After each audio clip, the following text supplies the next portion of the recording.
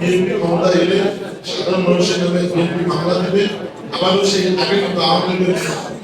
আমরা আপনার মাধ্যমে এই বার্তা সাধারণ মানুষ জানতে চাই যে বিএনপি যদি ক্ষমতায় যায় এবং আপনি যদি আল্লাহর রহমতে এমপি নির্বাচিত হন, আগের মতো আওয়ামী লীগের মতো কি কোনো মিথ্যা মামলায় সাধারণ মানুষজন হয়রানি হবে কিনা, তাদের বাড়িঘর ভাঙচুর হবে কিনা, এইসব কিছু সাধারণ মানুষ আপনার এই বার্তাটা পরিষ্কার ভাবে জানতে চায়।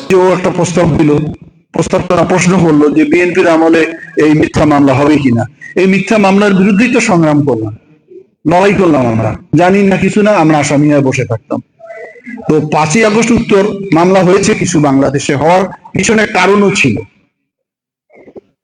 ছিল এই সময় ভাঙচুর করছে বা যাদেরকে মারছে তাদের কোনো মামলা নেওয়া হয়নি, আমরা মামলা দিতে পারিনি।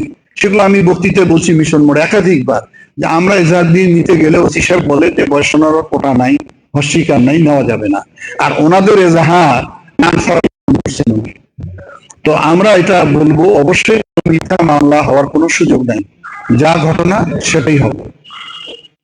মানুষ যাতে হয়রানি না হয়, মানুষ যাতে একই ধরনের একই পাল্লায় না পাবে। তবে একটা জিনিস বুঝতে হবে যে একই দিনে এই ব্যক্তিগত মূল্যবোধ, সামাজিক পারিবারিক মূল্যবোধ, সমাজের অনাচার অনিয়ম আমরা একদিনে দূরীভূত করতে পারবো না।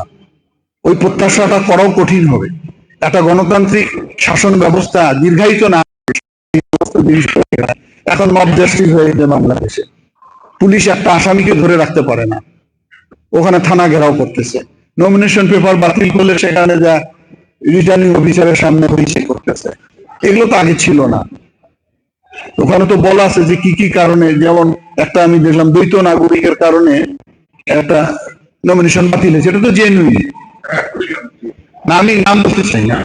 সেখানে দেখা যাচ্ছে নানান ধরনের মন্তব্য করা হচ্ছে। এই যে মানুষের 5ই আগস্টের পরে বর্তমান সরকারের কিছু কিছু দুর্বলতার সুযোগ নিয়ে এই সমস্ত অরাজকতা তৈরি হয়েছে। আমার মনে হয় 5 তারিখ 12 তারিখ নির্বাচন হয়ে গেলে তখন একটা স্বাভাবিকতার মধ্যে ফিরে আসবে, এটা আমি ধারণা করি।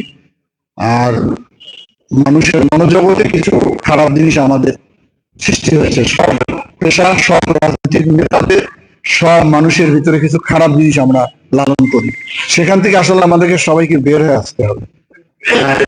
ভালো ভাবে যদি কাজ করতে চাই তাহলে এই আগের ধ্যান ধারণা গুলো তো পরিবর্তন আনতে হবে।